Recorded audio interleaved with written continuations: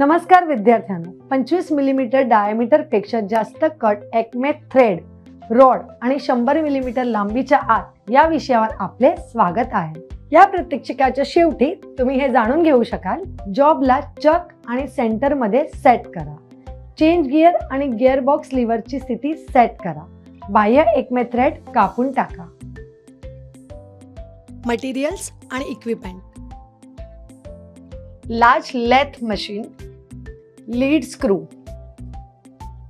Acme thread cutting tool, threading die, calipers व micrometers. Process: 4 जो independent Chak मध्ये job धरा आणि ट्रू करा।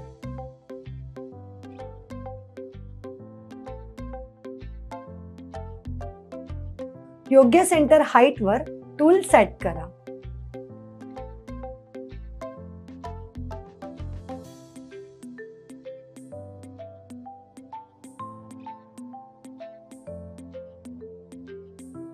जॉबच्या एका टोकाला फेस करा।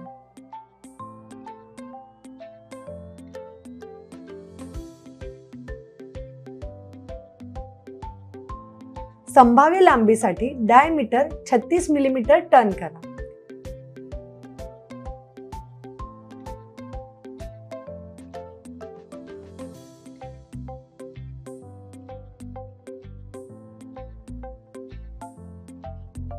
एंडला 2.45 डिग्री चेम्फर करा।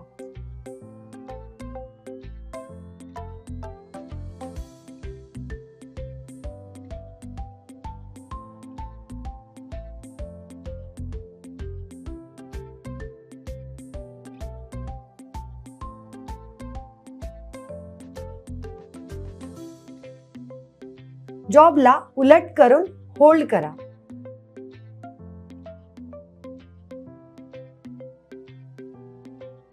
एकशे 60 मिलीमीटरच्या एकूण लांबीपर्यंत फिनिश करा।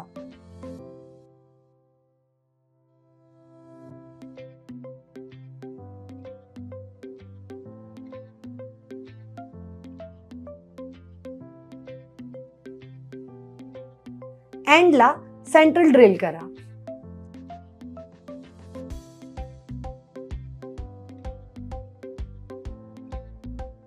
जॉबला चक आणि सेंटर मध्ये धरा।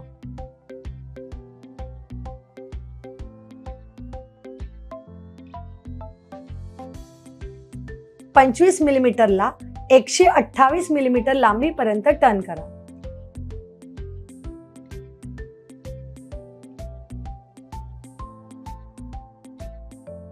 डायमीटर 20 मिलीमीटरला 20 मिलीमीटर लेंथ पर्यंत स्टेप टर्न करा।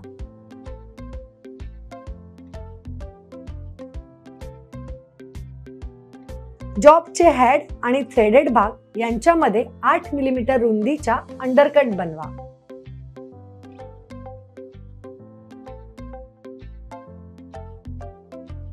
ड्रॉइंग प्रमाणे 2.45 डिग्री आणि 3.45 डिग्री चेम्फर करा।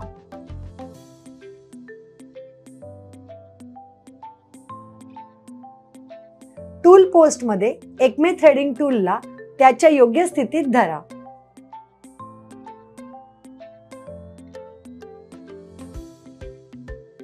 बाह्य एक्मे थ्रेड कापून टाका। थ्रेडची फॉर्मेशन तपासा।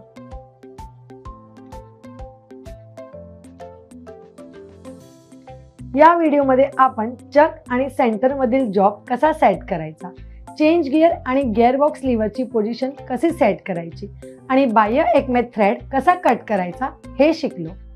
मला आशा आहे की तुम्हाला या सर्व संकल्पना आणि प्रात्यक्षिका समजले असतील। आमच्या पुढील व्हिडिओमध्ये आम्ही तुमच्यासाठी आणखीन एक अद्भुत संकल्पना घेऊन येणार आहोत। तोपर्यंत काळजी घ्या।